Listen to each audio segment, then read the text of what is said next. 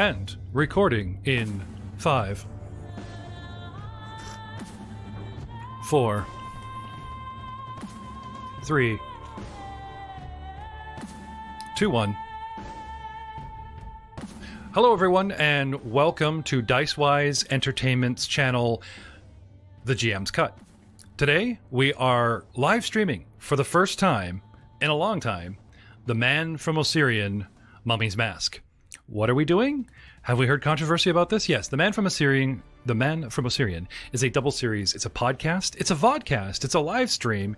There will be Mummy's Mask as well as a boatload of origin stories from the Pathfinder Society adventures that tie a lot of lore from Mummy's Mask and Before an Osirion and the Inner Sea region.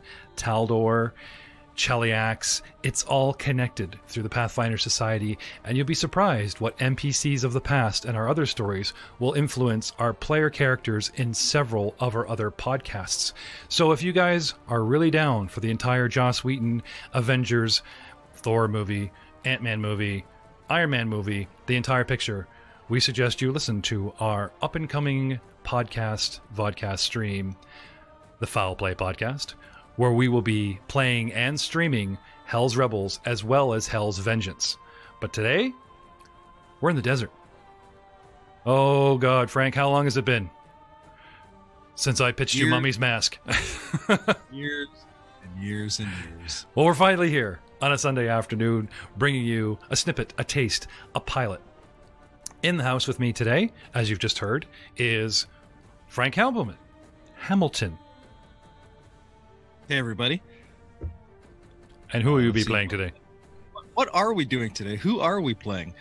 Today I'm going to be playing Old Man Arif, starting level 1 as a almost geriatric character, just to see how that goes. I kind of like the idea of playing the old kind of wise man. So yeah, I'm going to play that shtick. Not just a stick. We actually stuck you with the old template, the venerable template. Which template did we stick you with? He is old. He has the old template. Okay. Let's see here. So yeah, some modifiers to like int. I think it's +2, but -3 to all of his physical stats. Ooh. Well, we'll see how that goes. Also in the house, we have newcomer to Dicewise Entertainment, doing several cameos under the Rollmonger's banner. You will see her do cameo performances in Dice Before Dishonor. You will see her in our Man from Osirion, The Infernal Vault official edition. And you will also see her in her first starring role here. Miss Ashley Pasquarello. Such a great name. It just rolls off the tongue. Oh my gosh, you actually got it right that time. I've been practicing for the Twitch stream. Yes. So I will be playing a Drow Paladin. Ooh. Her name is Callista as Renee. Okay. She is from Erdesir, which is in the largest Drow city of Zirnakanin. So what are you doing way out here in Osirion? It's a bit of a stretch. She had a change of heart after witnessing her parents kill her younger brother and fled the city. And now she is following Pharasma. So what happens in between? Which cave did you pop out of? Because I do believe you sold me on this character by talking about the actual exit strategy popping up where? She actually clawed her way out of the pyramid of Camarilla, which was the burial place of the pharaoh Camarilla, who is the only Assyrian ruler to have openly worshipped the god Ravagug. Ooh. That sounds creepy. Let's cue some creepy music for that. Next, we have Matt Witt, one of our founding fathers. The guy that sat in a coffee shop and, listened to a whole bunch of my ideas and has encouraged me along the way, taught me some things about Twitch, and is now going to be playing who? I'm going to be playing Vex Vandal, a Suli rogue, who is, from the slums of Katapesh, but through slave trading and and just general roguiness, he made his way north to Osirion. Now, the Sulis, it comes out of Katapesh. They're like the Arabic culture as opposed to Osirion's Egyptian-style alternate Earth culture. Yes. And what can you tell me about the Suli race? What is widely known? You don't have to give away all your secrets, but what's widely known about them? The basic gist, they're geniekin. So somewhere in my ancestry, one of my ancestors had some shenanigans with genie. Cool. Yeah, basically. And it's come out eventually through my bloodline to me. But I'm not even quite sure what I am. I just have some abilities that normal folks don't, but I look normal. I look like an average Katapeshian person? Street walker. What?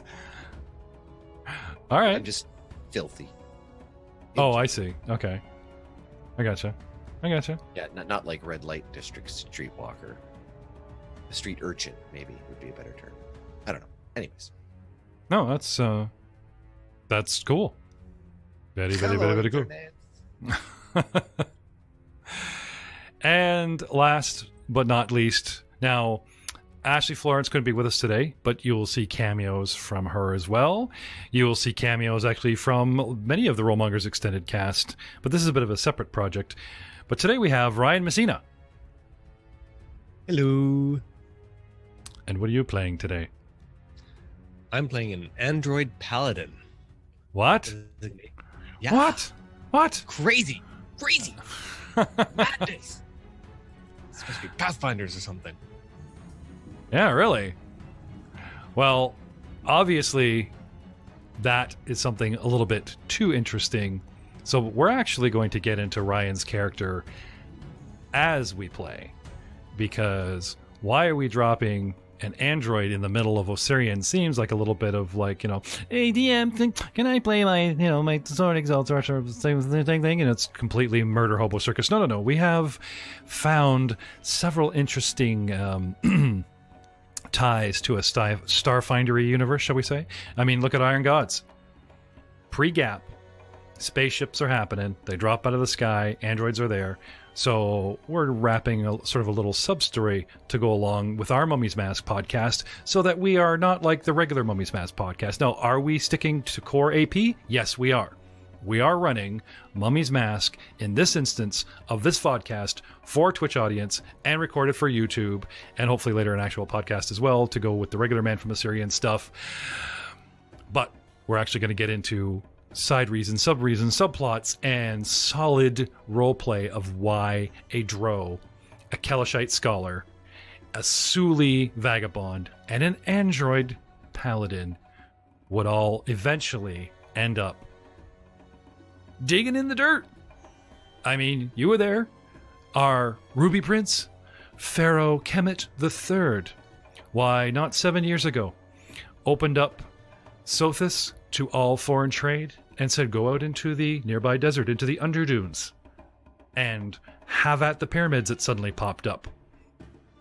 They discovered a lot of things. They discovered a place called the Hollow, where 4 pyramids actually activated a green, interesting sandstone pyramid, and all hell broke loose. Then, shortly after, funny enough, during that adventure, those players, whomever they may be, went head-to-head with a rival party from Cheliax. In the next adventure, a countess from Cheliax sets up shop and does the Nazi Indiana Jones mega dig to unearth yet another pyramid, a famous stone-packed pyramid, which again, both adventures tie into the famous 4 Pharaohs of Ascension. Why is that relevant? Well, once again, it worked then. Huge boon to the economy. Pharaoh Kemet has decreed the city of Wati has a huge necropolis taking up 1/3 of it. There's a big historic reference there, but we're going to skip it right now. In a nutshell, if foreigners come and dig up this stuff, and sell it in the city. Another economic boom. The only problem is that entire city is mostly controlled by the Pharasmic Church, who went, "No!" And you know what Pharaoh said? "I am Pharaoh." And they went, "Okay." But to make it fair, they decided on a lottery so that people couldn't just dig into a history book, find the best real estate, and go digging there. It had to remain impartial. But we'll get into that. Right now, our story starts several light years away. A single adamantine stone casing holding a very dangerous cargo is aboard a ship, a spaceship. It is boarded by pirates, and in the ensuing fight against the existing crew, things get out of hand. The FTL drive is engaged, and a random jump into deep alien galactic space. Hundreds years ago, during a great magical plague that swept through Wati, lying it low, the old gods and old priests of those gods could do nothing. The new gods, specifically the priests of Pharasma, saved the day, and worship for an entire nation changed to new gods: Pharasma, Adabar, Nethys. The old gods have not been forgotten, but back then this was a big thing. They swept up the magical plague, they cleaned up, and they contained 1/3 of the city into a sealed-off walled necropolis. During this time, our FTL drive jump ship enters orbit, a blind jump, too far, too close to a celestial body, and is getting sucked in to Galorian's sun. Automated systems, captains that are left alive, people struggling with the pirates, eject the precious but dangerous cargo. And a escape pod, a cargo pod, is much more, shall we say, likely, is ejected and burns up in Galorian's atmosphere, streaking from the sky over the continent of Garundi, over the land of Osirion, and falls stripped away of its metal components. Nothing but an adamantine rock shell splashes down into the river. Our head Pharasmite priest at the time declares this what? Well, here's a little lore drop for you.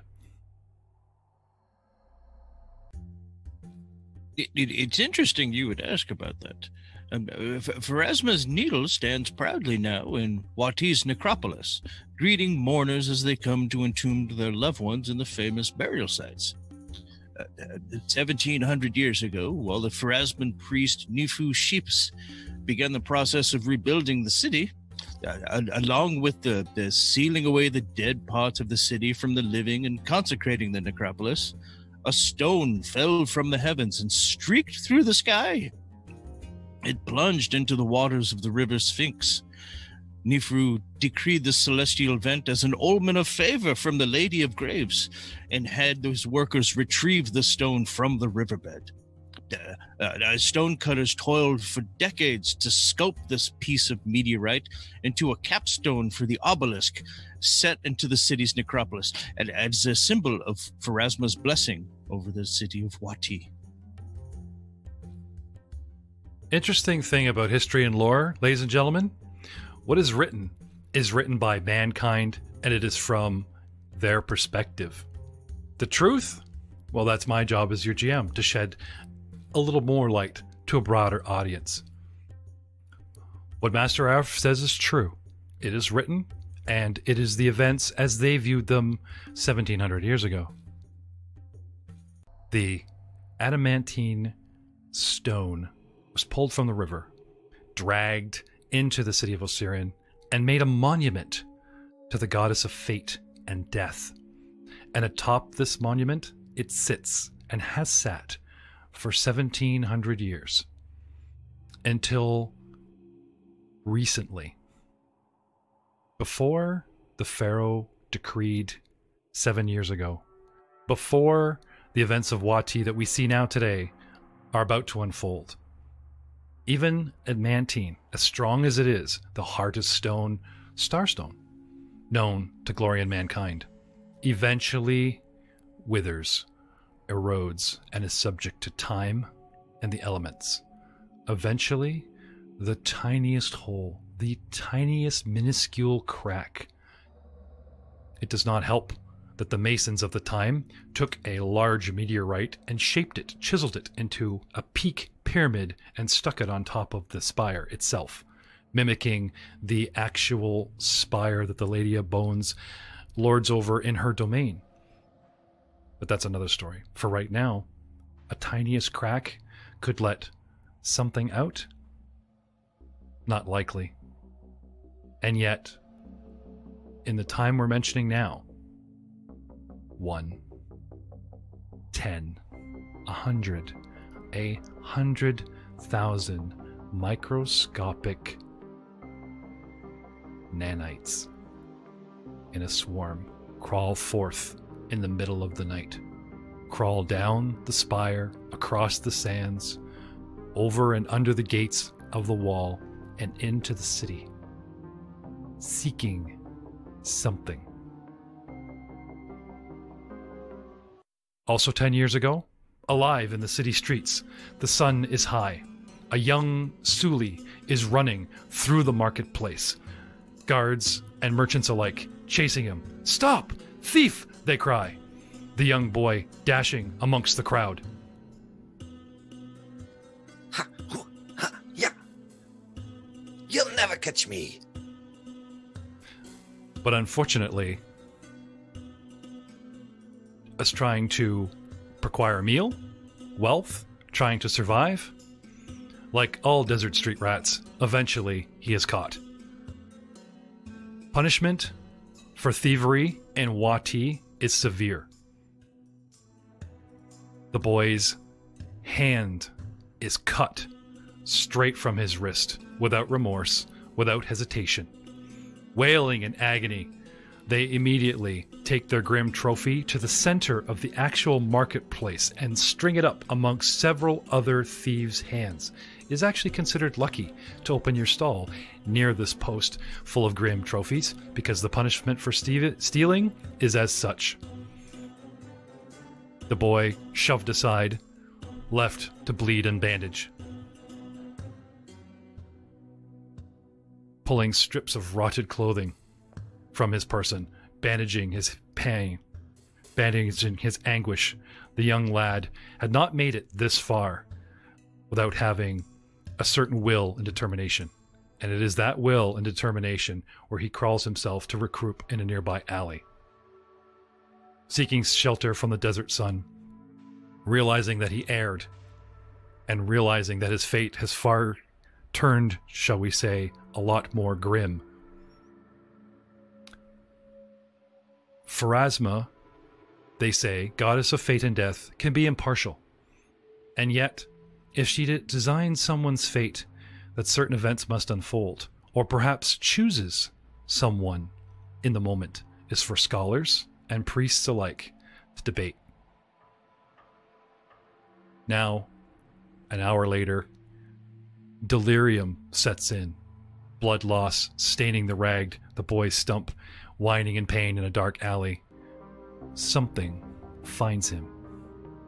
1, 10, 100, 100,000 nanites crawling along the corner of the alley, covering the boy, searching for orifice. The blood attracting them, the stain entering the wound, entering his nostrils, entering his mouth, entering places that we're not going to mention. Writhing in agony and shock, crawling, his cries from the nearby alley are swallowed up by the loud commerce and bustle of the day's busy marketplace in Osirion, and then all fall silent.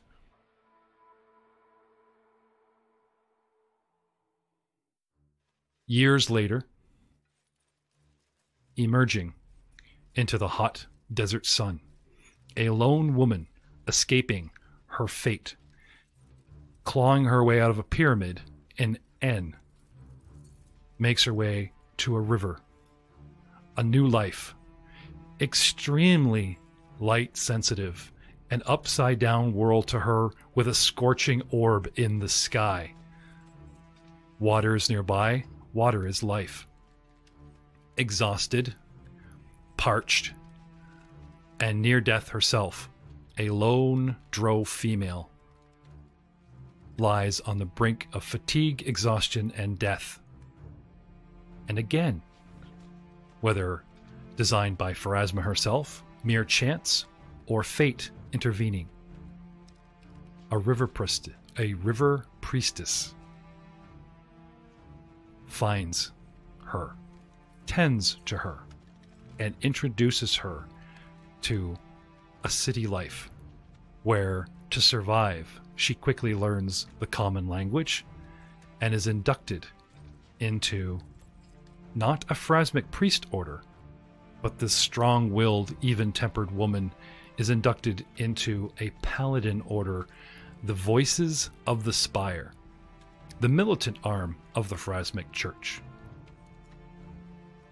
showing scenes of her accepting her fate, of being found, happy to be alive, cutscenes of her being raised, the young teenage woman becoming full-blossomed woman in a few years, elvish. They still mature to 25 as fast as a human, and then, for them, time is slowed. However, not being human, not being Grundy, being foreign, and still the reputation of her people precede her, she is accepted into the church, but must study harder, train harder, and show the utmost lawful good example, even to be remotely accepted by her peers. Still, anything is better from the life that she left behind. Anything is better from the life that she chose to escape from. And every day she prays and thanks Pharasma for her second chance, and she shall serve. Not far, and years later again, from that very spot where she crawled forth, another city, a city that boasts the greatest archive in all of Gurundi, the city of Tenfu, an elderly scholar, seeking knowledge endlessly, even into his years of twilight, a cloistered cleric of Pharasma. A choice, not fate. But those who serve Pharasma must serve a greater fate, sooner or later. And though this man's eyes and arthritis, one is waning, one is swelling up, and he knows he must compel himself to study longer, to delve deeper, to gain as much lore as possible for his own goals or for the knowledge that he seeks for his goddess. I have a single question for Frank Hamilton. Yes? Master Aerith, if the god of knowledge is embodied in Aurori, why did Master Aerith choose Pharasma? Well, sometimes Pharasma works in very mysterious ways. Was it fate that first brought me to Iman's house? Iman being the wise, of course. Everyone knows that. Iman has many atlases and tomes, inked in his name. Was it fate that brought me to his doorstep that I may drink in his knowledge? Who knows? We just don't question the will of Pharasma. We just do, as fate compels us. Well, I suppose one can always listen to our up-and-coming podcast, The Man from Osirion, where we will delve into, shall we say, a more complicated backstory than just being smitten by Pharasma, to be laid low by nanites. The Man from Osirion is not necessarily about one man that we're playing today. Remember, Master Aerith is Kalashite, not Osirion. So who is the Man from Osirion? Listen to both podcasts, watch our Vodcast, and find out, and we will delve deeper into the mysteries of Pharasma and the lore and why we have chosen this name. Last, but not least, 10 years ago, a Ninite swarm attacks a boy. 7 years ago, Pharaoh decrees the opening and exploration to foreign trade to 4 pyramids found in the Underdunes. Upriver of Sothis, downriver of Wati. This very year, Pharaoh Kemet has decreed that the priests of Pharasma organize the excavation of the necropolis in the half-dead city, as it is known, the city of Wati, which lies on the river Sphinx at the crux between the Asp and Crook River. South, but considered upriver in the desert lands of Osirion, is where our story truly begins. For 10 years, this boy has wrestled with his fate. Did he die? No. The Suli survived. And now, a young man walks proudly amongst the citizens of Sothis. Vex. Yes. For some reason, Pharasma herself intervened. The stump of your hand healed over. You did not die from blood loss. Blessed be the keeper of secrets. Tell me, do you believe in the gods, old and new? Do you believe it was fate that saved you as you woke up after suffering a living nightmare of something consuming you and sensing an emotion, a new compulsion inside you? And miraculously finding your, the bone exposed, the flesh bleeding out, completely healed over in a nice fleshy little stump. This is a very good question. Does he believe in the gods, or do the gods believe in him? Well, for some reason, such trivial thoughts. For some reason, the gods aren't letting you appear on the speaker view. That's strange.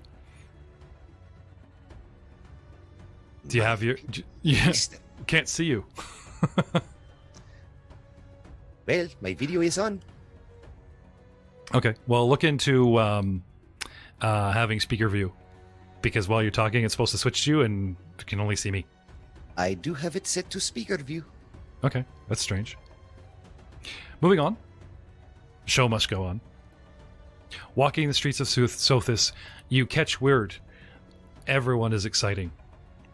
Everything in Sothis is rich and new. It is the hub of Osirion. But when news hits of the Ruby Prince's latest proclamation that in Wati, anyone is allowed to register a party and enter the lottery to literally dig up the dead and find riches beyond belief, it's too good to pass up.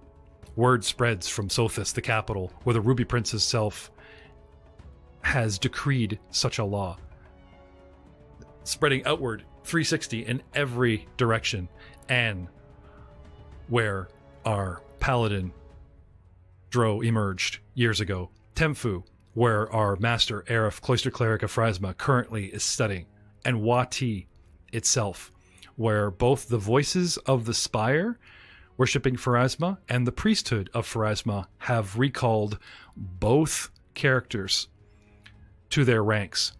The city of Wati swells tenfold inside as trade, merchants, and especially adventurers seeking their wealth buried within the city swell the city's ranks. The church orders all able bodies up and down the river that they can spare to come to Wati to help with the lottery, to help become watchful priests, to police, delegate, advise, and make sure that Wati does not break into lawless chaos.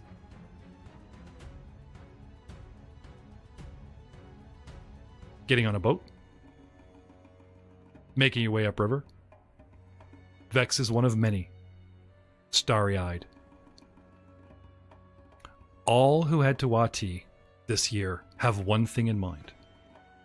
Perhaps except one. Another starship. Another FTL jump. This time with purpose. Android. Reclamation designation R3N.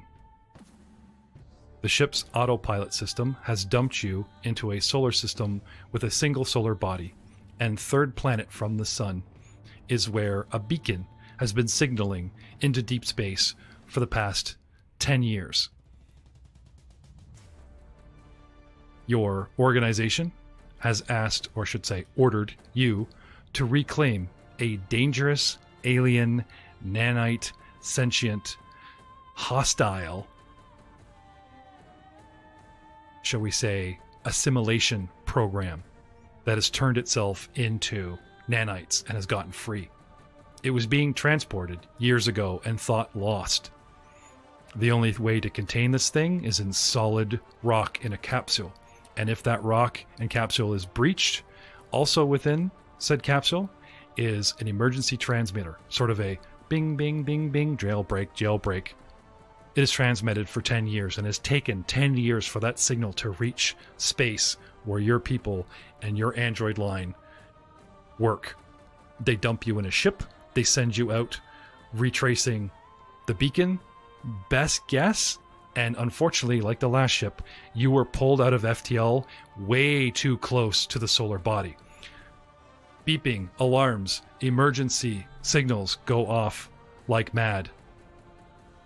What do you do? Mandel, why have we left the FTL? A scripted dashboard pops up and words come across as Mandel explains that it is not the system's computer. Mandel comes later, remember? The autopilot of the ship has dumped you too close to the sun. It was a hazardous jump. You volunteered for the mission, and best guess puts you here. Alarms, radiation alarms, all kinds of things are going off. Nearest escape trajectory. The ship's engines are online, but it's going to take a lot to correct the course, and you will have been long sort of deactivated due to radiation exposure. The ship's automatic pilot systems recommend abandoning ship. You don't have time to pull up out of the deep dive of the sun. You just have to trust the autopilot will do it for you, but that sort of long curve next to the radiation flares is going to fry you before that ship gets away from it. I proceed to the nearest escape pod. Okay.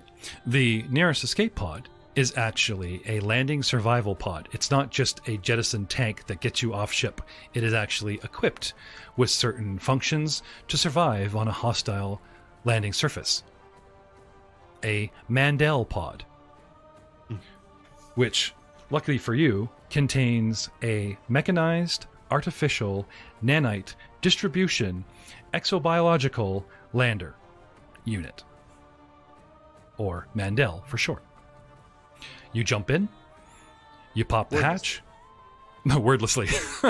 You jump in, you pop the hatch, you expel yourself, and on the dark side of the moon, as it were, the dark side of the planet, okay, you have to be expelled directly away from the sun. And so that your pod, again, does not get sucked into the gravity, it takes a very long out into deep space sort of wide arc and comes all the way back around to the dark side of Galorian and comes crashing down on a continent, scanning for a body of water to help soften the impact, but not a deep body of water. It crashes down in a river. After your horrid ordeal, deflector shields malfunctioning, metallic panels stripping away in the heat, and the interior cockpit of your pod heating up to dangerous levels and then instantly cooled, boiling all hostile aquatic life forms within like several hundred feet of the pod crashing down into this river. The river boils and churns and the pod sinks shall we say, 15, 20 feet to the bottom amongst a thick bramble of reeds and weeds.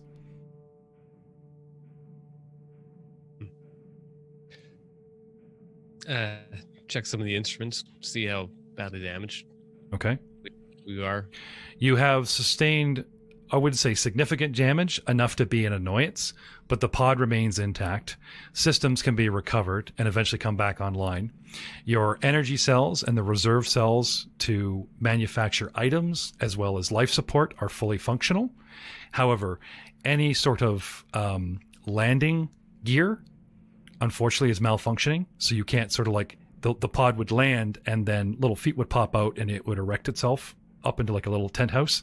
That stuff's all wrecked and destroyed or malfunctioning from the stripped away panels and deflector shields. Some auxiliary systems that do minor little comforts for you, also malfunctioning. Your main sort of, say, power core, the auxiliary fuel tanks and everything are burnt out, right? But the internal fuel system, the internal core that powers everything is at 98%. So that's not too bad considering you dropped out of space. How's the local environment? You scan, it says that you are in aquatic terrain currently. The Mandel system comes online eventually and, you know, asks for input, I guess you could say. And system analysis.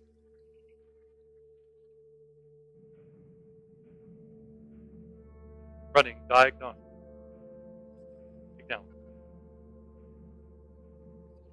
Scan. Checking. You've got me. No, seriously, there's like a message pops up and you read it and it's like, you know, you have entered and are currently using a Mandel, you know, survival lander escape pod. The mechanized, artificial, nanite distribution, exobiological lander has, and there's all these terms and conditions, like tons of terms and conditions. You just scroll to the bottom, you know, do you accept? And accept. You don't bother reading it, you'll read it later, or you just, you know, absorb everything. Yeah. Okay. You hit It's all accept. binary. Yep. You hit accept, and Yes. an actual upload to your, it's like a Bluetooth. It scans for a Bluetooth, and your personal comm, your $7 galactic comm that you carry on you, it connects to that. And it's like, welcome. I'm Cortana. And hear a whole bunch of garbly and radio static and everything. You have interviewed with the Mandel landing helmet.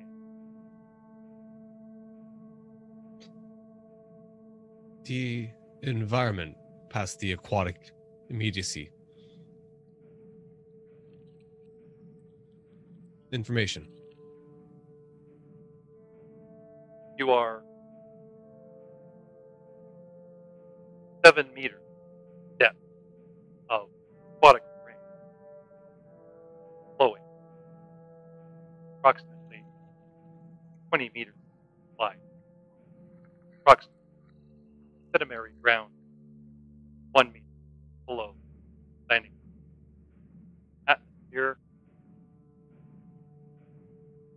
0.57 of air mesh pressures normal, oxygen carbon level normal, hydrogen level nominal, wind air temperature within M class planet rating nominal.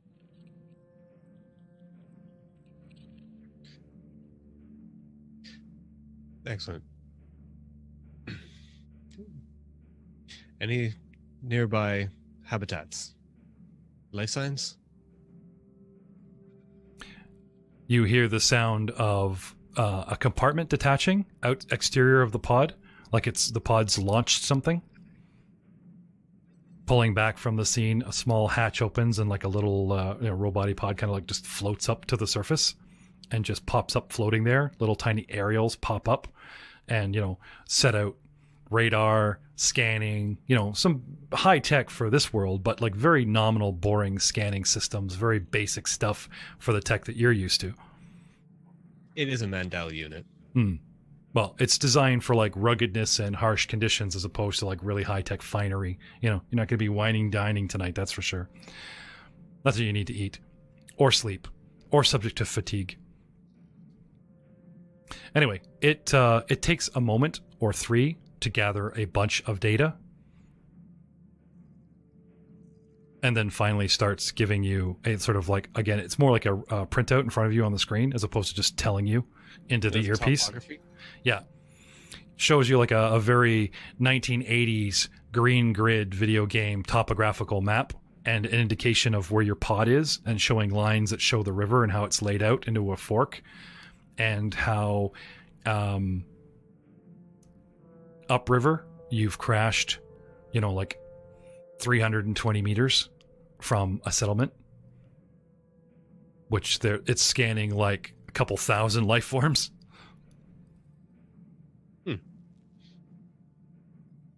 Signs of civilization and modems of intelligence.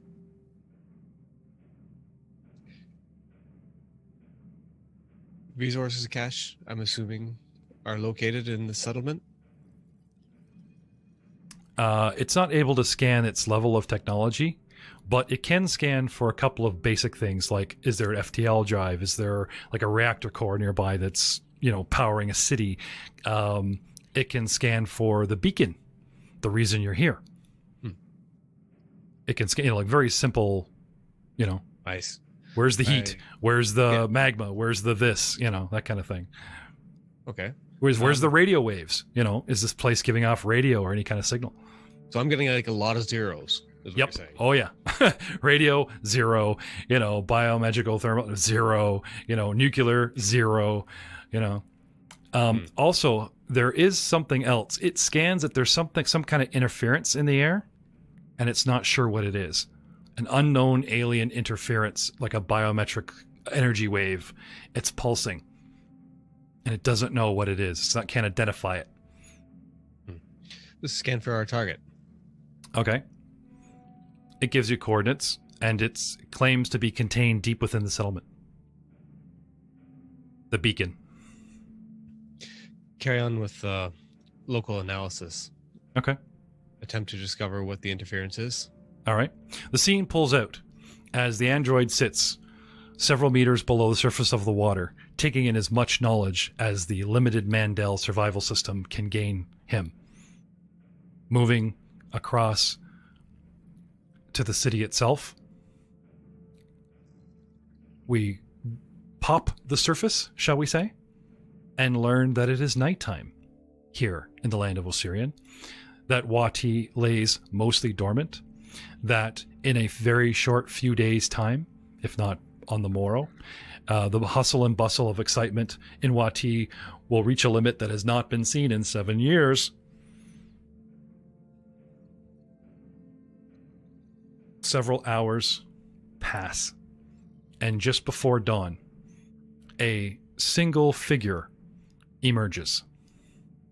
Startling Garundi women that come down the main steps into the river. I'm going to show you now a map of Wati.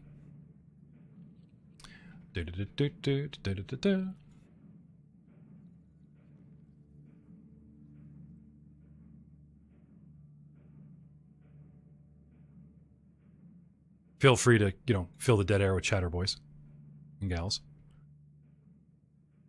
Oh, Wati. What are we looking at? What tea are we looking at? What are we looking at? You are looking at an unmarked map of Wati. See if I can't get it here in its practical, complete glory. Okay. The blackened out portion is what lies within the tall 30-foot stone towered guarded walls of the necropolis. We don't really know what's in there. We've heard of what's in there, but it's not like I'm going to map it for you at this moment. Okay? Right here, behind the great vault bank / church of Abadar, lies grand steps leading down to the water's edge. Young maidens trying to dodge crocodiles will, do laundry, gather water, this type of thing. And rising up first ahead, you guys know the scene from The Highlander when he falls underwater, but he tries to drown him, then he realizes he's not going to drown, and he cuts his way through the weeds, and then he just starts coming up out of the water, right? Yeah. Can you describe Reclamation Droid R3N? What do these women see as you just sort of plod your way out of the sand and silt up onto...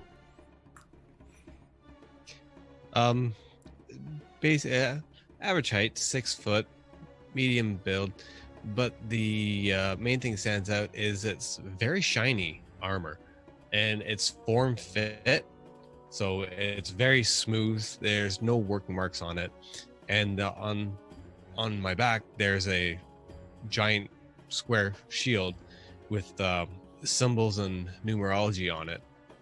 Okay.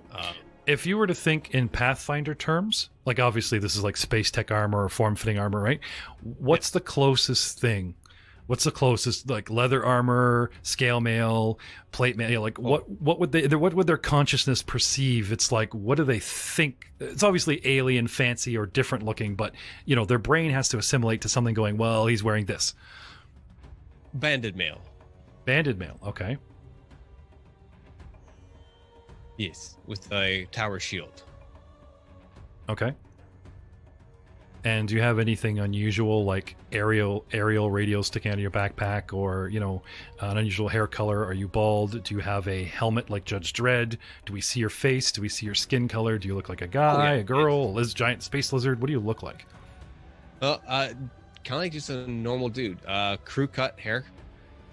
So it's like just cut short, clean shaven, blue eyes, and yeah, it just looks like a normal dude outside of... This is because we've gone outside the box and pulling from more Pathfinder-friendly resources like Iron Gods. You're actually a Series 1 android, not the current popular series androids that run around in Starfinder, where you have that sort of data line tattoo circuitry board look.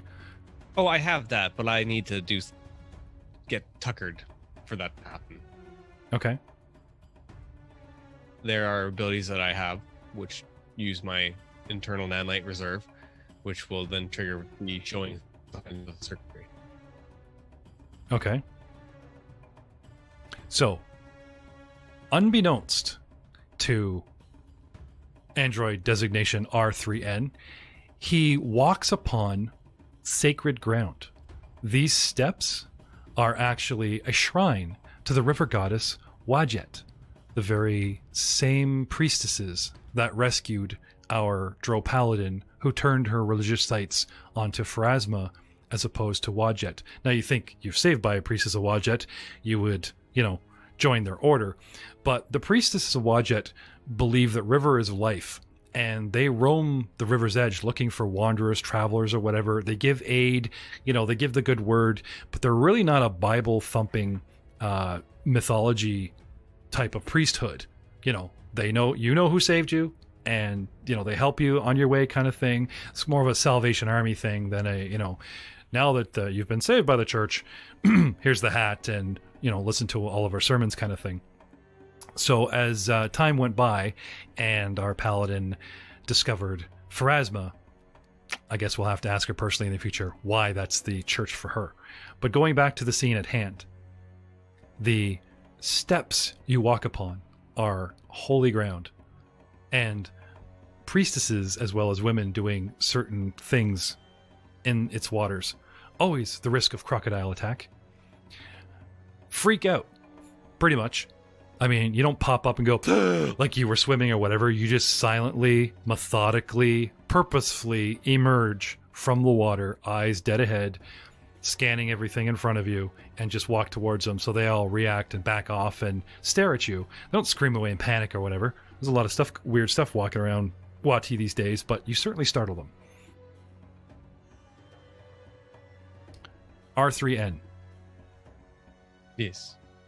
The culture, the structure, the settlement, as Mandel put it, is incredibly primitive. Sandstone, mud, structured huts, open air windows, thin cloth awnings, cloth clothing, a babble strange language, and multicolored, well, at least they're humanoids that actually look quite like yourself. Their ear shape, their haircuts are darker than your own, but, you know, this looks like a culture that you'll stand out, but at least they won't treat you like a monster. 2 arms, 2 feet, weapons, you know, that kind of thing. That's a relief. But the tech level here is incredibly low, like dangerously low for your mission. This will make things more challenging.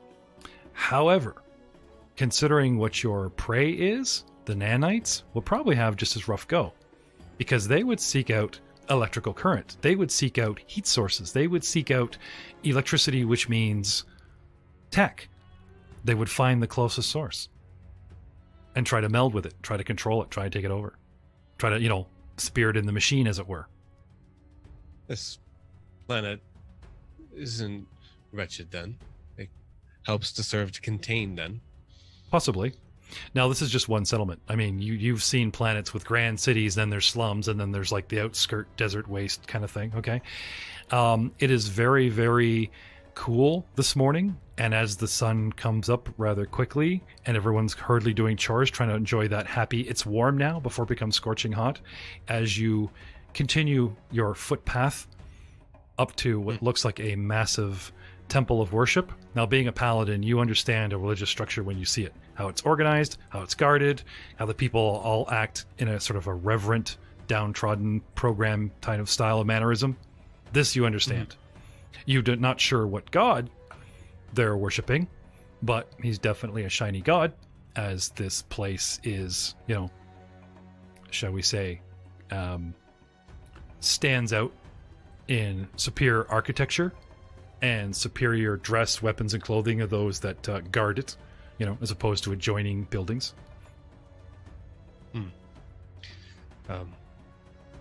What do I overhear anyone, like, I've just emerged from the water. Yep. People are startled and spooked. Yep. Your brain is trying to process the language. You move forward. You're coming up on the vault. So you've been out of the water for like 5-10 minutes. You're walking around. You're looking around. Right. Is there any literature? If there's a temple, temples are notorious for writing. Yep. So is there any there is, but it's sparse. Most literature is actually in the form of a sign, where it has like a caricature or glyph or a single rune, not actual writing. Like if they have a tavern, you'd see the picture of a container that holds refreshment. If you Symbology. Exactly, there's not a lot now. Finally, coming around the front of this structure, there actually is words inscribed in some foreign language. It's symbol, symbol, symbol, break, symbol, symbol, break, symbol, symbol, symbol, break, symbol, symbol, break, break. You know, patterns, symbols, glyphs, yay, language. It's a single sentence, you would guess, or a single meaning, probably something religious, but there's something. It's a start. It's a primer. Okay. What do you want to do? I want to make a linguistics check on that. All right. So, bit of a penalty considering it's like, you know, foreign, but then again, since you're a galactic traveler, I'll also give you the idea that you're widely traveled, you know, have encountered thousands of languages. 7. I need more data. A single line on a single, and not enough to like make heads or tails of this. Could be a warning, could be a welcome. Okay. Well, but so that's a start. So I understand maybe the letter E. Yeah. Logically, is going to be my way of asking you for intelligence check. Oh, okay. 6. No inspiration today. The way that like even the organization of the symbols seemed sloppy, inefficient. The gaps in the spaces of the actual symbols themselves is just a little bit of a puzzle too. It's not their fault. They're primitive. But I want to carry heading on towards where I triangulated the signal of my quarry. Not triangulate, just a direction. Direction? You're headed directly towards, you know what I mean? The signal, and when you start veering off, it's like, oop, I got to pan left a bit, or I got to correct myself. You know what I mean? Like a Geiger counter. Exactly. Okay. So you come out of the water, you find an easier place to land on the shore, steps, great. You come up towards a structure, you're looking around, you're taking in the type of thing, right? You step up beyond the vault, the church that you're not quite sure what it is, directly into a marketplace. A throng of alien humanoids, mostly the same distinguishing patterns and skin tones, height and gender, and all that kind of thing. But there are some distinct flashes of unique races and stuff running through this, and it seems to be some sort of haggling, bartering, trade. They are hoarding goods, trading goods, exchanging goods, market to market. Anyway, instead of entering this market, there is what barely passes in your recognition as a street heading left. Your Geiger counter is telling you to proceed in the direction you are. You start to veer off target. You want to kind of take your first street on your left and head towards, your left, or shall we say east on this map. Yeah. So I'm just following that while at the same time taking in any literature or trying to overhear conversations. Now, just double checking, I believe, just so I don't get yelled at here, the city, like the place itself is about 4,000 feet. So dividing that roughly by 3, it's like 1,100 meters wide. Yep. And about 4 times that is long, the entire settlement. It's not that big. Considering you've seen like space planets that are like Corellia that are just freaking the whole planet is a city. Already traveled. Yeah, I'm just saying, like, this place is barely counts as a city to you, but anything that has X amount of thousands of creatures living in it in harmony for the better good, then yeah, it's technically a small city. 1,100 meters wide and about 7,000 meters long. Anyway, even from where you are and you head towards the signal, you come across a barrier. This barrier is guarded. It's only stone, it's 30 feet tall, and it has guard towers on it, and there's massive gates. But the roads, as you wind through roads and streets and are passed and jostled by a whole bunch of people, you eventually come to a wall. When you follow it along and this barrier eventually leads to gates that are guarded at ground level as opposed to a wall that's guarded at top level. Are the gates open? No, they are not. And there's like a dozen humanoids with primitive melee-edged weapons and projectiles lined up guarding it. Well, there's also a respectable distance of regular people that are traversing the area. They don't interact with the guards. There's like an open space of like 30, 40 feet up to the gate.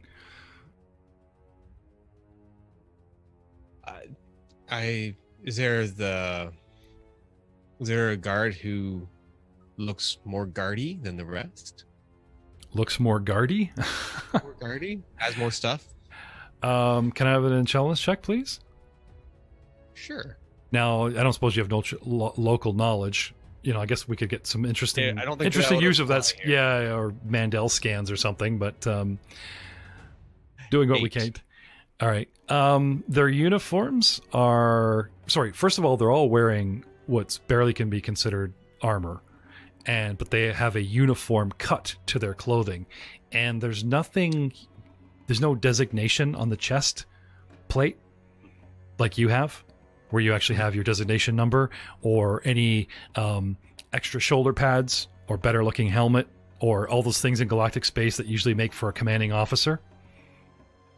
They all sort of look, I'm not saying you can tell these are all officers or all rank and file, but there's not one of them sort of stands out with like, buffer armor or heavier weapons or, not from your telling anyway. Okay. I go up to the closest one to me. Okay. As you approach, 2 guards intercept you. They don't look hostile. They just like come towards you. One has... They meet me halfway. This is friendly. Yep, yeah. However, they are gesturing for you to hold position. One has his hand up in the usual, in the universal gesture of stop forward locomotion. Which is the middle finger, right? No. It's palm towards you. Universal. Yep. Universal stop. Anyway, they seem curious. They either they're issuing a statement or asking a very short question in a language you don't understand. Can I attempt to understand? Sure.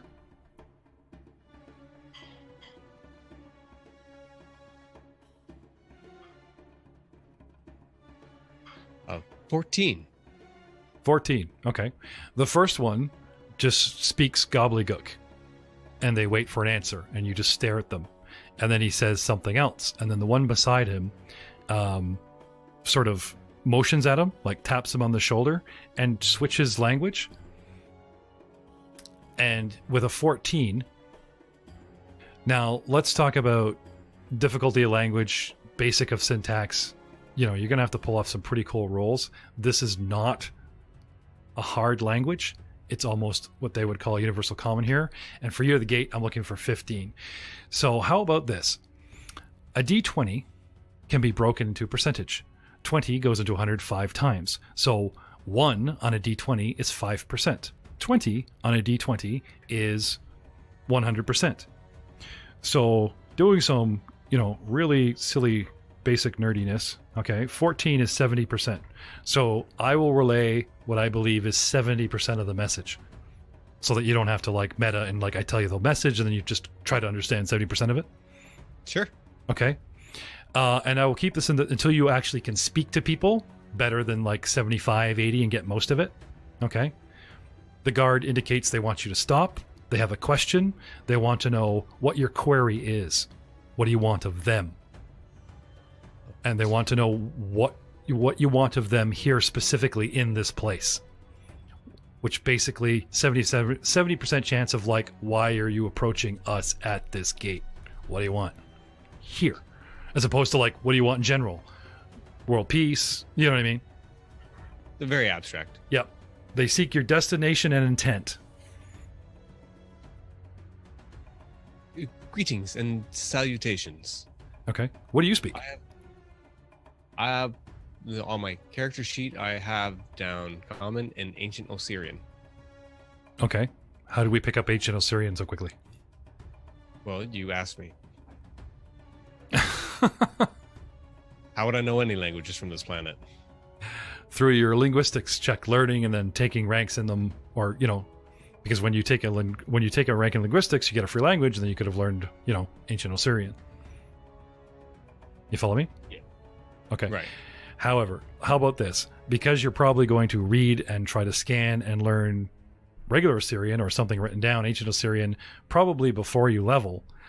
I'll let you have ancient Osirion, but I'll still make you make linguistic checks to activate it. You know what I mean? Okay. This is a flavor thing, like out of the gate, as opposed to making you take it later.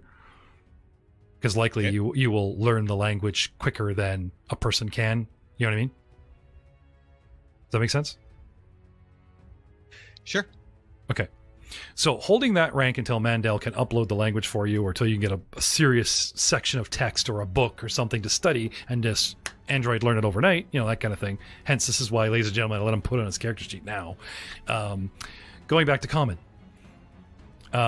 Your inflection, your slang, your version of the language and your vocal patterns still could be considered accent, foreign, you know what I mean? So I'm going to have these guys kind of figure out 50%. So they get half of it. So they understand that you're being friendly, saying hello, and how's it going? And sorry, what was the main part of your question? I have a query. What is on the other side of this door? Okay. Linguistics check from you, sir. Every time I talk, I need a roll from you. I just won't keep asking. Just, you want a sentence. It's 7. gonna 7. They think you're joking. Like they can't believe you'd ask that. That's all you get from what they say. I think I've messed up the language, so I try again, but slower. Okay, go again. 10. All right. They slowly come back at you that this is a sacred place where they bury their dead. And entrance right now is not permitted. When is entrance permitted? They explain. 21. Natural 20. They tell you something about registering to get in. And anybody that registers can get in very soon, within so many cycles of the sun. All you got to do is go to a certain place. They talk about a large place of worship in the center of town, and you register. I think I know where this is. Okay. However, since with your natural 20 and you really get it, they talk about a group. You register your group there, and you gain entrance to the lottery, and they will let you in an orderly fashion. Thank you. You have been very helpful with your assistance. Okay. They are polite in dismissing you and bidding you farewell, but they do it very curtly. Efficient. I like this. So you try and head off to the coordinates? I do. Oh, Okay. wait, no. That's through the door. The one I'm not allowed. Nope. The So I beacon don't go the beacon signal is through those big doors where you're not allowed. Right. Right. Where they want you to go to register is a 180. Like quite Yes. literally 180 degrees in the other direction. Center town, can't miss it, giant It's a structure. large temple of worship. I walked past one already. You did? I'm going back to that one. Okay. All right. They point in a slightly different direction, but you do remember the worship, so off you go. So I head back. All right. Vex. Yes. It's been a long time since you've been in Wati. Bartolo. Arriving this morning on a barge at the docks in what's beyond Barge Town, just outside what's known like an industrial area called the Veins. You disembark. Bad memories. You haven't been to Wati since you crawled up and awoke in an alley and got the hell out of here and got yourself to Sothis or a different town. This is where you lost your hand when you were a boy. This is where a miracle, perhaps Phrasma sent her scarab beetles to find you. You have delirium, passing out, blood loss memories of lying in an alley, thinking you're going to die, being overcome by bug swarm or something itchy all over your skin. It's not like they were big bugs, but there was enough of them that like a black swarm of something that you could feel and barely see got all over you, and you passed out, and you woke up hours later healed and invigorated and a new lease on life and felt like being a better person for some reason and got the hell out of Wati. And now you're back. It's almost as if the city was ready to repay you with wealth for what they did to you. Because if you find a venturing party, register a name, you can enter the famed necropolis in the half-dead city and dig your way to fame, fortune, and glory. Oh, the sun has dawned on a new path to glory and wealth. Ain't life grand? So I will make my way off the barge and do some gathering information to find a more seedy part of the city. Okay. Sarah. Small. That's really strange that it's not picking you up. Isn't it, though? What would that be? Under... Sorry, what are you after? I'm trying to find the Rogues Guild, Thieves District. Oh, here in Wati? The darker side of the tracks. You found them actually in Sothis. Yes, but there must be a chapter in...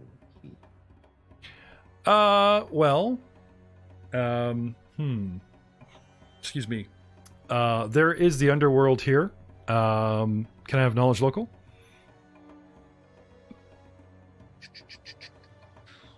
Yep, that's a raw roll.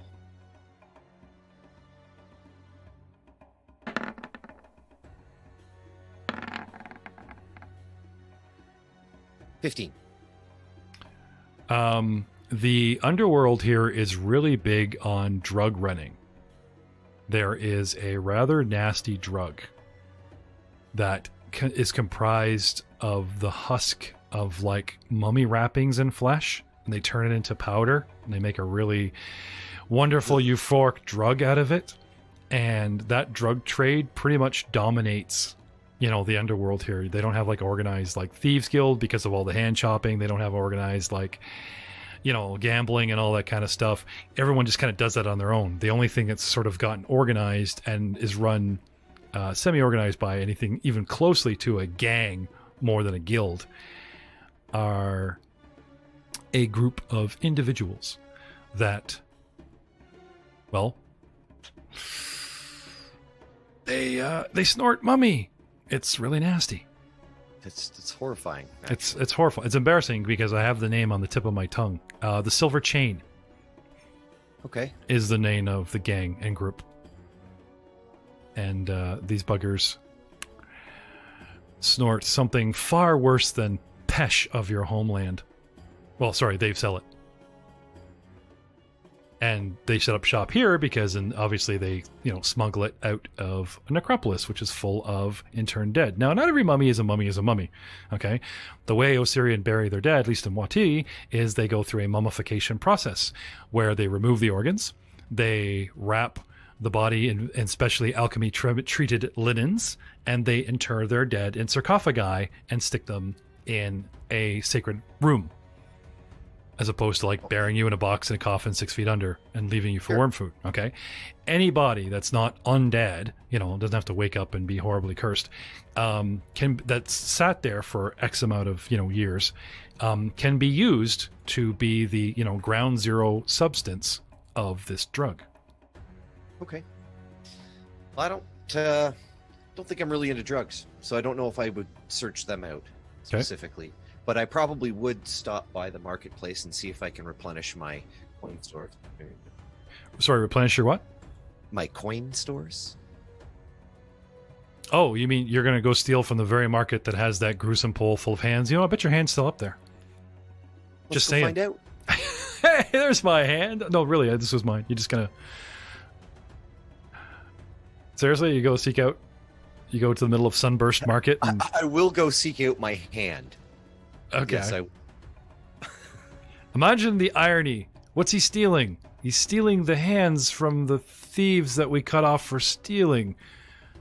Do we call the guard? I don't know. This is new ground for any of us here in Wati. Like climbing up the pole. I believe that this belongs to me. If you can prove it in court, they won't chop off your other hand. Otherwise, I would assume, because it's become property of the city and they display it to deter thieves, that you will be promptly arrested for disturbing. I didn't say I was going to steal it. I was just going to seek it out. Oh, okay. Now that we've cleared that up. Memory moment. Yeah, it's one of those things where, like in a movie, he plays it forward, the outcome, the possible probable outcome. You climbing and the two merchants discussing, and then you getting arrested and losing a hand. You ever see that scene from Snatch where the guy gets on the plane and they go snap, snap, drink, passport, stamp, right? You go up, you climb the pole, off comes the other hand. Let's rethink this. Many, many hands have shriveled up and fallen loose and turned to dust out of the leather thongs that hold them there, and many, many, many more new hands have been added one by one over the years as thieves have been caught over the past 10 years since you've been here. I can't find my hand. I can't say that. I'm just going to say it's kind of a needle in a haystack, It would be shriveled and blackened unless there's something really, really distinctive, your own hand, completely emaciated and shriveled and rotten, picked at by crows, All right. Well, I'll go and do some reminiscing, looking at not necessarily the good kind. Not necessarily the good kind. And while I'm there, I will survey the marketplace to see if I can pick out anything of note. Okay.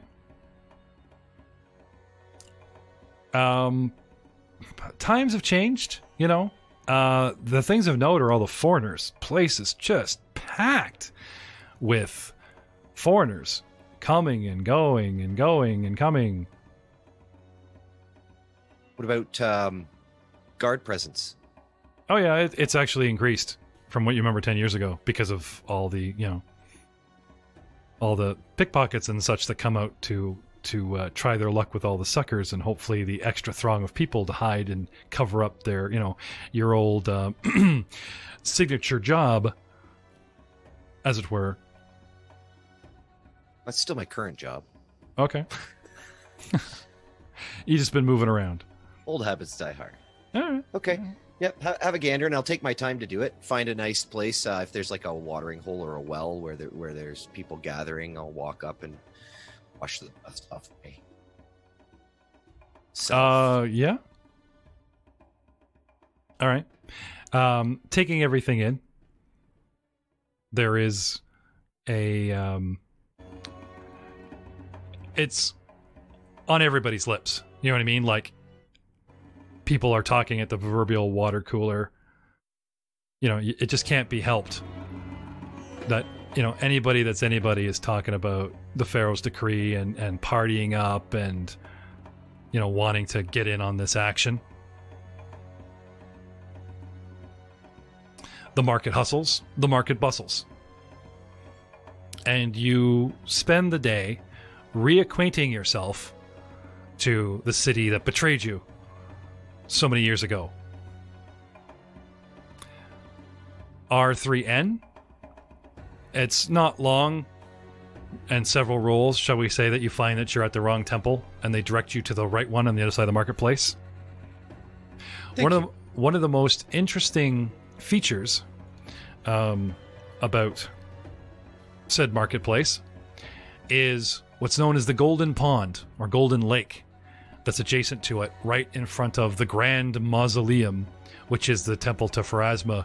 It is filled with stark white albino amphibious reptiles. Peculiar. But cute. Keep them as pets. Yeah. What a strange culture. All culture is strange. So, unfortunately, you are rebuffed, shall we say, at the temple. They want to know your party, how many people are in it, its size, and, you know, you just keep getting the idea that, like, they will not let you traverse those gates solo.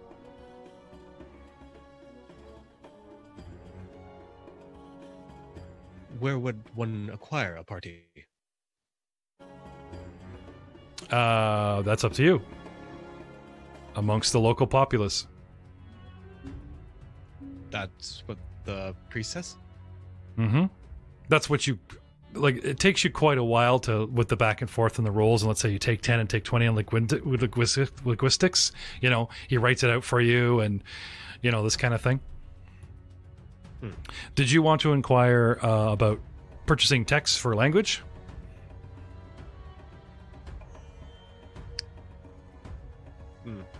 If they have any books or literature?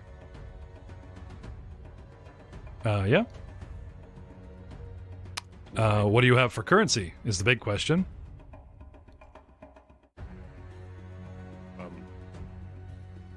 I don't carry the currency that I would assume that you would accept. Oh?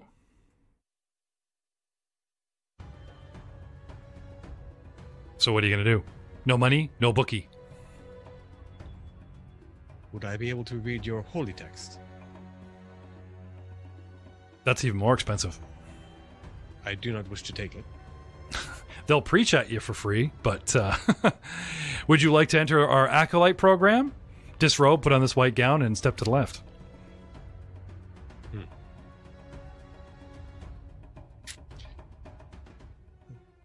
I suppose then I'll have to find something of a gathering point then. Okay.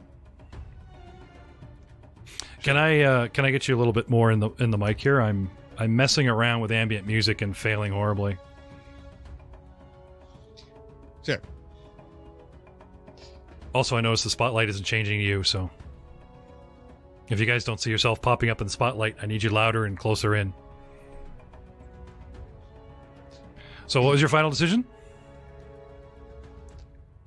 I guess I attempt to wander the city to find a party. Okay. Well, surely there must be a party I can latch to. Mm-hmm. By the end of the day, that evening, Vex,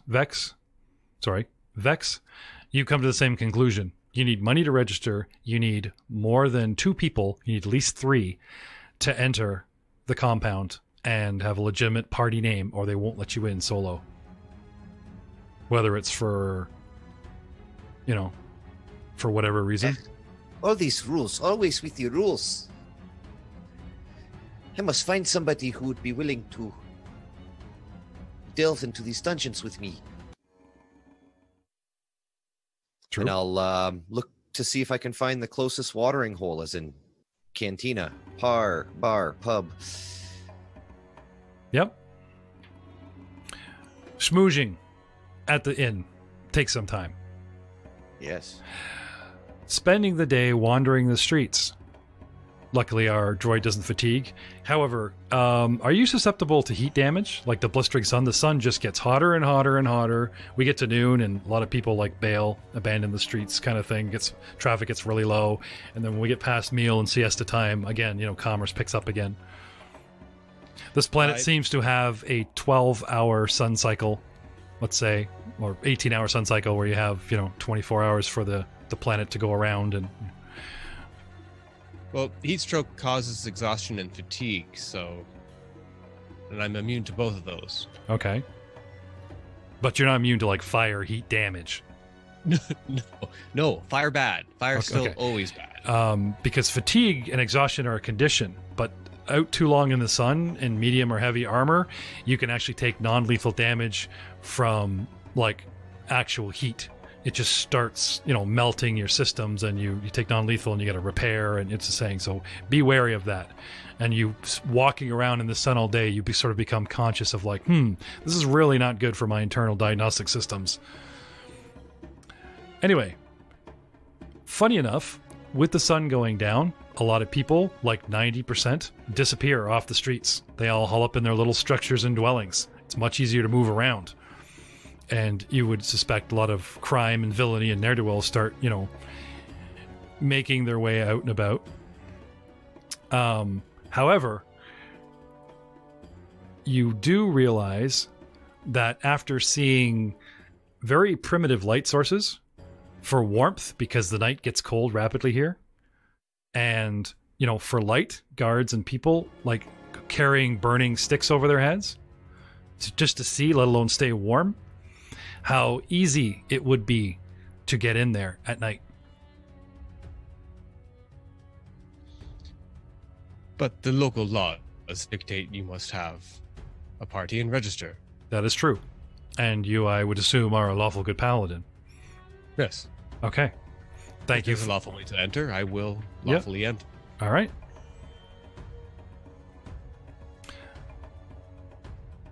The night passes, and whether we find ourselves at the Whispering Stone, the Tooth and Hookah, the trading post run by Half Orc on the south side of town, all attempts this late in the game from you individuals to find and form up a party are rebuffed. Any party, no matter, even if they're lacking a rogue Vex or if they're lacking some sort of warrior, they're good. They feel they have enough. They don't want to split the take, or they feel that you're so desperate that you can't be trusted. And everyone you inquire, no matter race, size, decree, or whatever, you just keep getting turned down and have not much luck. Vex, seeking rest, RN into the night to a point where, again, guards accost you and keep asking you, what are you doing wandering the streets? You should be, just kind of finding a place to pass time. I'm looking for a party. Yeah. Middle of the night, huh? Sun rises again. And this time, if we've got him back, I'll call upon Master Aerith. Yes? You arrive on your, shall we say, priest delegation barge, the priest party barge, specifically collecting priests up and down the river, Pharasmic priests to, like, you know, that type of thing. Get off the party barge and wham. There's no party like a Pharasman party. That's right. Everything happens as it's supposed to. It's fate. You're so well paid and looked after. You are greeted at the dock by one priest and a small delegation from the Voices of the Spire. They spread out, and they have not also to protect you. Like, again, you guys are still possibly your priests, but you maybe not be from here, so that you don't quickly fall prey to merchant scams, you know, and a huge likelihood of problems. They send, you know, 3 people to, you know, come and escort your little group of a dozen people that get off the barge this way to the temple. Okay? Okay. Callistra. Guard duty is very boring. Guarding a bunch of old priests. They're really dipping, like the first couple weeks you had soldiers and fellow Voices of the Spire and, you know, priests and youthful vigor, all this stuff. Now they're scraping the bottom of the barrel. You see old men and acolyte children and, you know, coming from last minute details. And you and 2 of your fellow acolytes, one a Voice of the Spire like yourself who doesn't really like you because of your race, kind of prejudice, a Grundy man, and a young priestess acolyte who's all flowers and sunshine and bright-eyed, eagerly awaiting to, you know, telling people. The young priestess steps forward and welcomes her fellow priestesses with a classic gesture and blessing of Pharasma, and this way, and you and your fellow sort of acting as a guard kind of beneath you as a Voice of the Spire, because you're the military arm of the church. Just because we're short on numbers, your job is pretty much just to safely escort these people across town. That's it. Anyway, one guy is taking a sweet time getting off the boat, and the one guard just kind of motions to you like he's your problem and goes off with the young priestess, taking the other 11 who are quickly moving up the dock. And the priestess is going on about how great the place is, and you got to see the albino crocodile. And our young priestess, Septi, the crocodile, she looks up to her and starts telling them how great she is, and all this stuff's going on, and it's just moving away from you. And here you are at the end of the dock waiting for this one doddering old man wearing homespun robes. Barely looks like, if you didn't see the fact that he's coming off of this barge, which is strictly priests, you wouldn't even think he was one. Master Aerith, would you describe yourself, please? Yes, of course. I'll stand up and dust off my homespun robes as they've been described, but clearly they were in fashion a decade or so ago. Watch your tongue, young man. Aerith stands up. He's probably 5'8", 5'9". You know, age is kind of taking a little bit away from him. Little on the light side, probably a $150, 160-ish.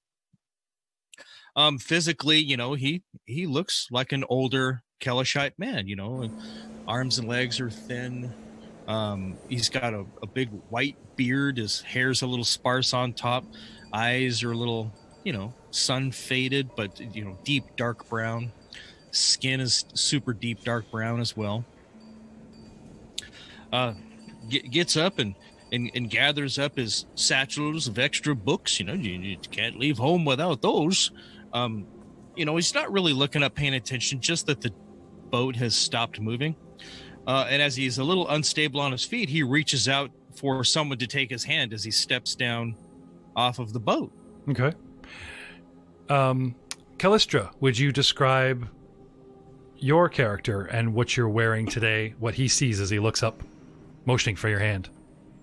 She is wearing the regular desert clothing to try and escape the heat. You know, the headscarf, you know, only her face is bare, and she has some scama on top of that and a big old greatsword strapped to her back.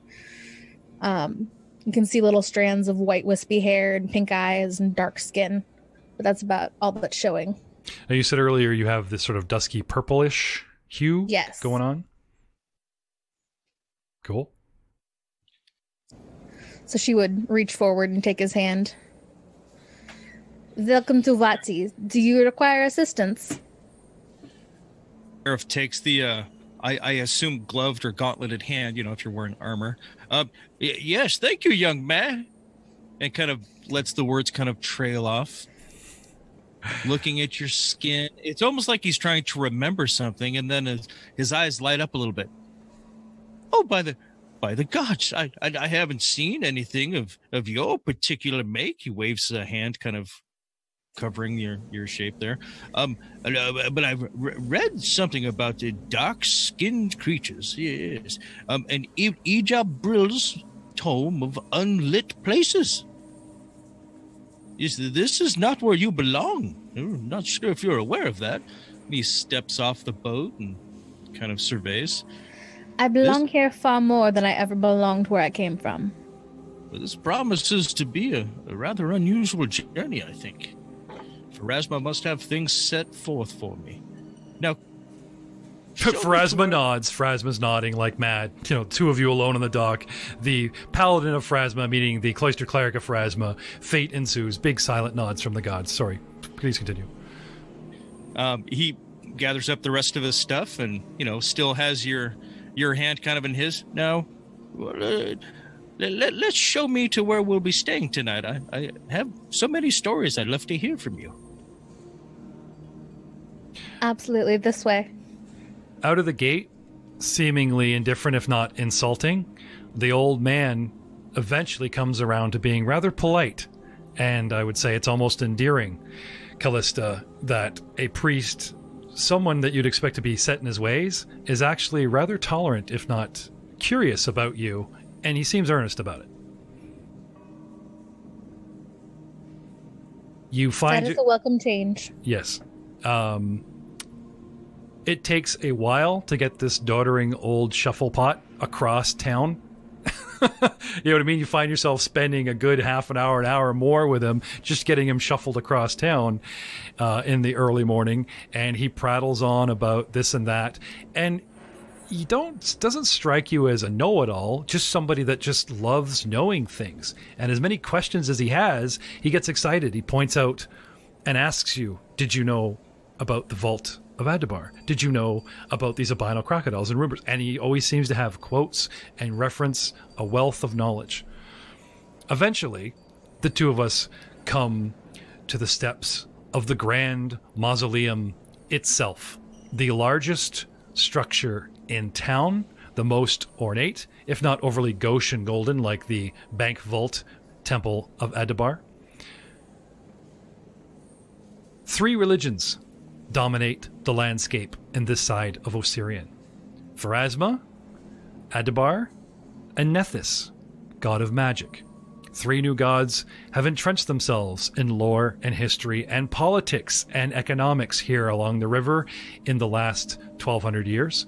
Sure, along the river itself, the priestesses of the old god Wedget and the ancient Osirian gods, which are a direct reflection of our Egyptian gods, Ra, Horus, Anubis, you name it, are all there for the taking, but have declined into shrines and squalid temples here and there, and the overview, the heavier Galorian world religions, Pharasma, etc., have not taken over, but have really pushed in and have become popular with the throngs of people. They still, here in Osirion and Gurundi, still have a deep respect. It's not like they shun the other religions. They have a deep respect for their ancient history and religion. They're very proud of their history. These people are a very proud people of what little they have and the long history. To give an example, our current Egypt has about 3,000 to 4,000 years of history and pharaohs. Galorian has more like 8,000 to 10,000 years of buried sand, rise and fall of pharaohs. This pharaoh, that pharaoh, this reign, that reign, rise of cities, decline, ash, sand, gone, rise again. A lot and a lot of lore, treasure, mystery, curses, undead, and intrigue lie buried in the sands all around Osirion, and we help to delve quite deeply into them. But getting back to the scene at hand. Finally getting the priest settled. Meager quarters. They set you up with something private, Master Arif, because of respect of your scholarly angle, the fact that you study at Tenfu, the fact that you bring tomes with you to trade with the church that they need, and respect of your age, that Pharasma lets you live this long, gets you a decent little private, tiny cubicle bed, dresser, door, tiny window, as opposed to like bunk rooms where a lot of the voices of the spire stay, like military style, or just you're kind of left to stay with relatives and everything. Like every excuse they can have to bring a priest into town, stay with a relative, rent a house, rent the upper floor of a tavern, has been used, and funds have been spent.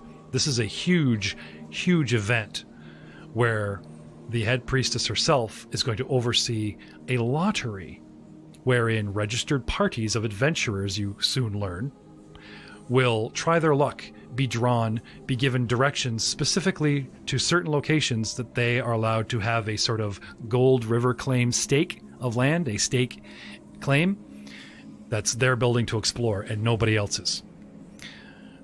Within the half-dead city, at night, is very dangerous. The dead walk, spirits roam.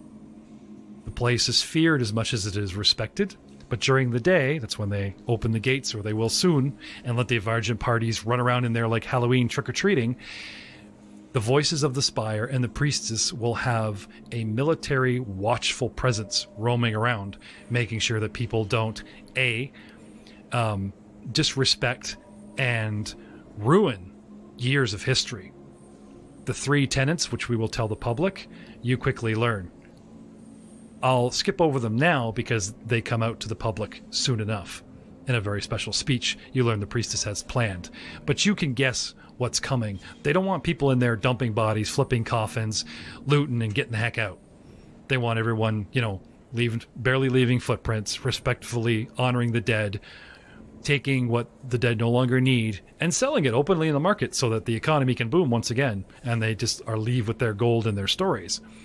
And Wati will thrive, Osirion will thrive, and the Ruby Prince once again will get credit for it.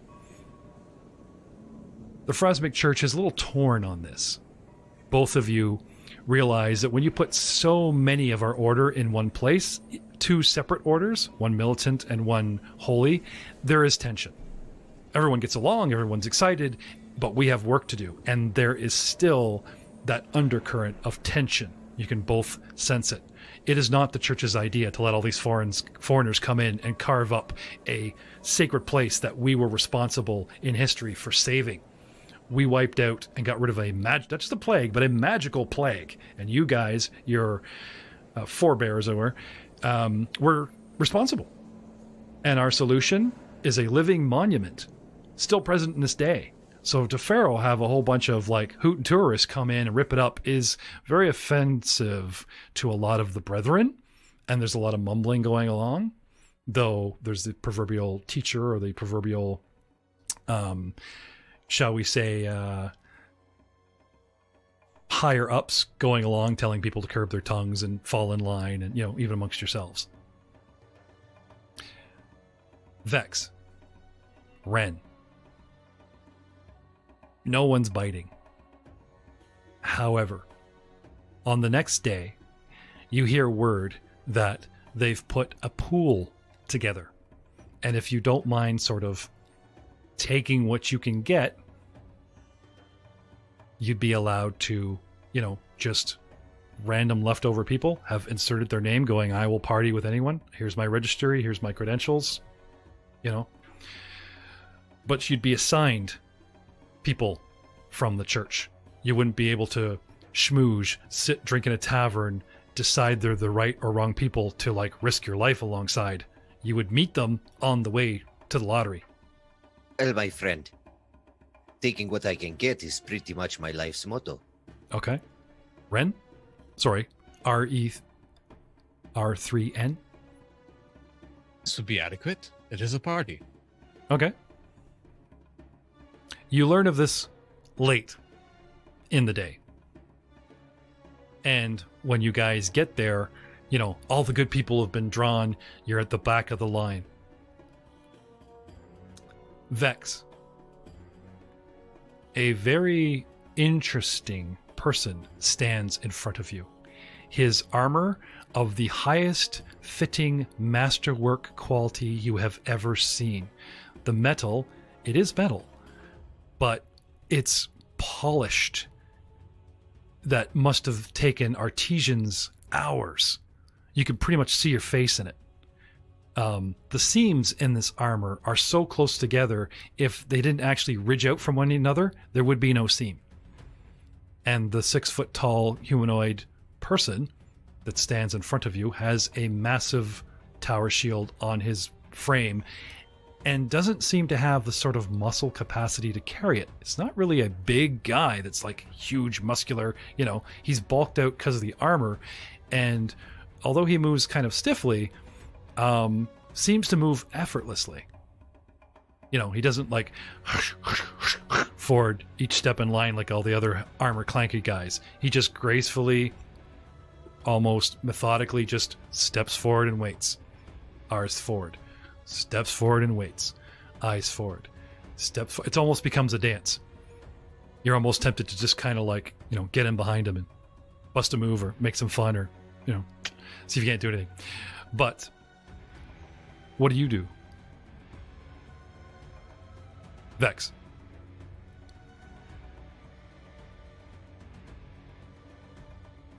Enjoy the silence. I think I will perhaps take a closer look at this unique armor in front of me.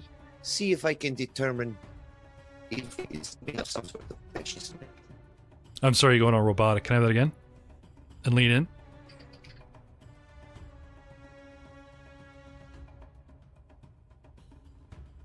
Matt, I've lost you.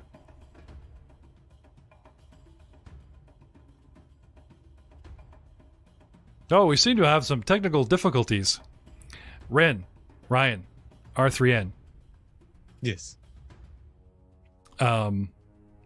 Everyone is in a somewhat orderly fashion in front of you, but the man behind you is definitely invading your personal space in the 180 capacity. He keeps like leaning in, you know, a quick glance back, and he like leans back like, you know, I wasn't staring at your hindquarters or the armor, you know, that kind of thing, looking innocent. And then you step forward, and again, you just kind of sense him that he's like right up on you, you know, practically inspecting your gear.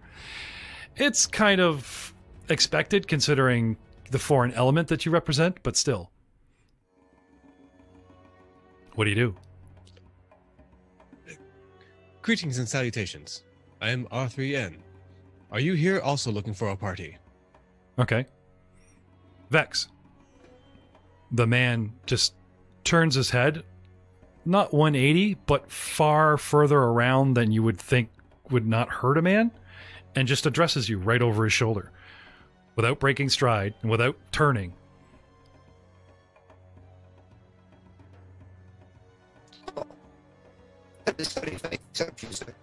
You're a garbled mess there, Matt.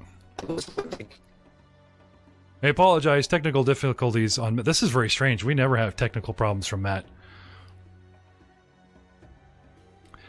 Meanwhile, at the front of the line, also given crappy duty, Old Man Arif, you sit at a desk, a registry of names in front of you, and standing at your side, who you've come to know in the last day and a half, Callistra, the female drow paladin, a voice of the spire, sort of acting as the security agent for the line, and, you know, so that these people don't they wander or leave and disappear into the back, you know, that kind of thing, keeping an eye on them.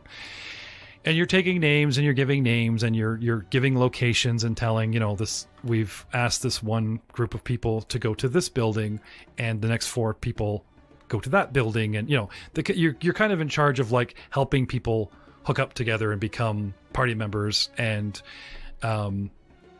you have a list of names. If they don't have, because they're all singles, as it were, and you're getting to play matchmaker, I guess. There's sort of a registry of names that are currently not in use or unlikely to be used, I guess you could say. Okay. Anyway, you're in charge of, like, getting people together, doling out the names, and person after person, come forward, and you look for them on the registry, and you have to say, I'm sorry, you're not on here. Oh, I want to register now. Okay, great. Line on the left, blah, blah, blah. And you tell them, this person, that person, the next person, and there is a list of names that the church has ordained that you can give out. And it's your choice to give what to who. I've just posted it. Okay. So 3 to 5, and you ask, do you wish a party of 3? More money. Do you wish a party of 4? Safety. You wish a party of 5? Extra safe, but less money. And the people tell you what they want, and you just start organizing groups of 3 to 5 to 6 people, give them names. And this is what's happening. They step up, what do you do? Look at the next person in line. Yes. Name, please. Armand the Invincible. Great big guy in armor. Checks his list.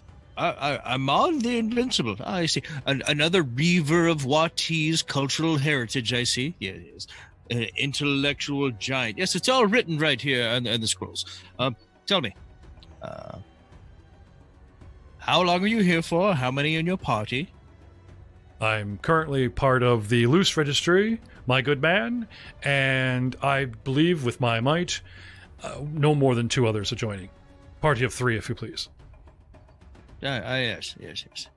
Soon to be departed, and as we say in the old Pharasman joke texts. Step to the left. The circle of final rest, I think, is still looking for a good swordsman. Yes, head that way. Thank you. And you give him his, like, ticket or here's your purple painted plate. Find the other guys with purple in the corner. Team up for here at camp. That kind of thing. It's pretty much what's going down. Next, just kind of check the names off. Yep, as they come. And we go through kind of quietly berating each one as being intellectual and cultural robbers of Wati. I caught that, right? Oh, hey, welcome here, you. This kind of thing. So we go through, Rest, Crocodile's Teeth, the Dust Diggers, right? 5 Blades Company. And then, the Golden Devils fill up. And then you have the last 3, the Night Whisperers, the Ring Daggers, and the Steel Spiders are the last 3 on your list here. And these are empty. Like, the Ring of Daggers has 2 dudes. Steel Spiders have, like, a bunch of dudes. Night Whisperers is a name they gave you to give to anybody that's left over, or anyone that's solo, to start filling up a brand new party.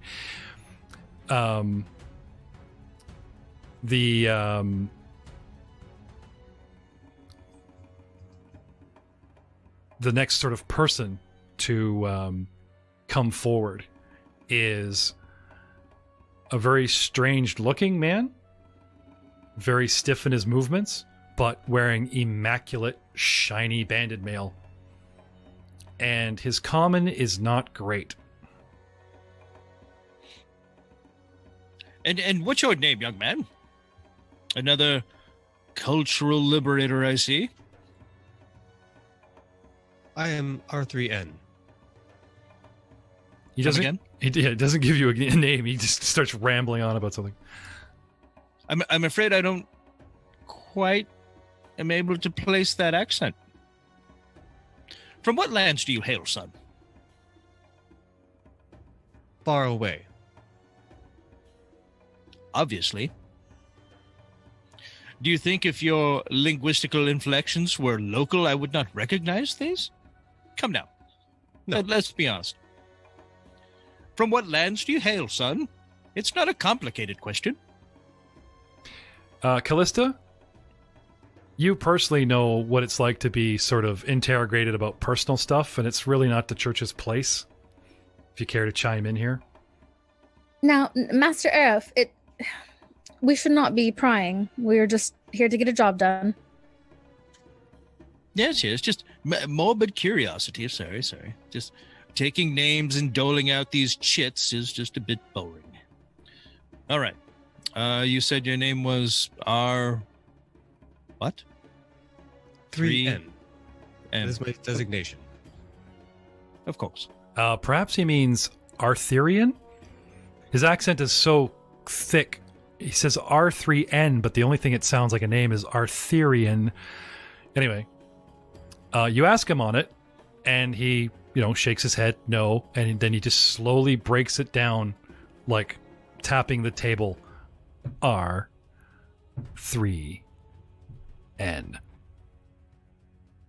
You write it down, and it looks like R backwards E N.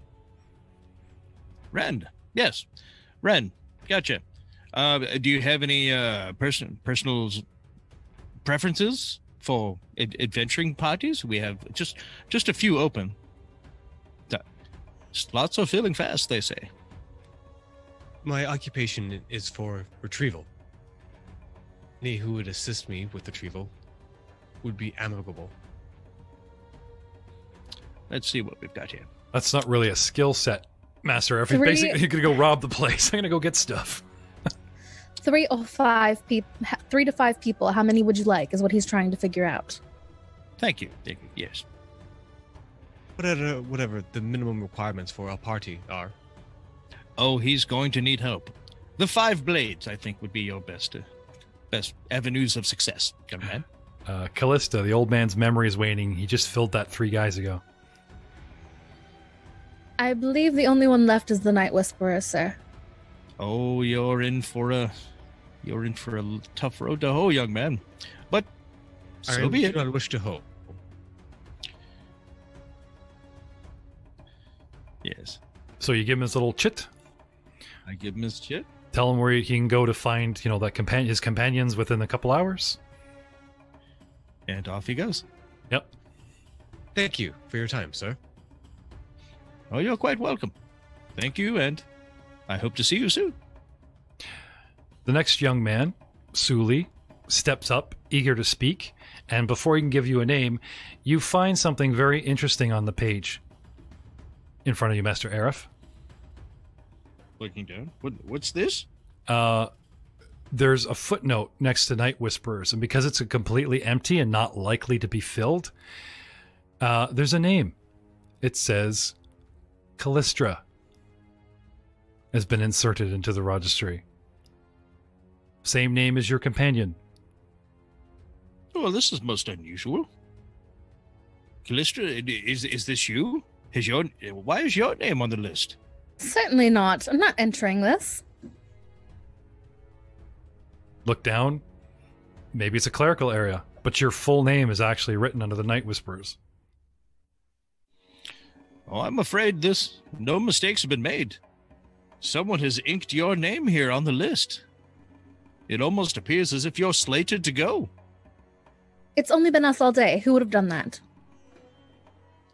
I assure you the only hands that could have written it were mine, yet I did not write it. Callistra, this might be, I wouldn't say, a little kind of a heavy-handed prank from members of your order that don't like you. Sort of a let's try and get rid of you, or you know what I mean? Party you up and ship you in there where it's dangerous to get you off the watch list, where they are the watchful priests walking around.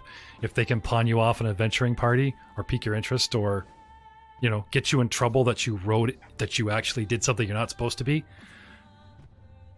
Like, say it's frowned upon for you to register, and yet somebody registered you. You get in trouble. At the very least. At the very best, somebody's messing with you. This much is clear. Well, I've never been very well liked. My name is on the list. I must go.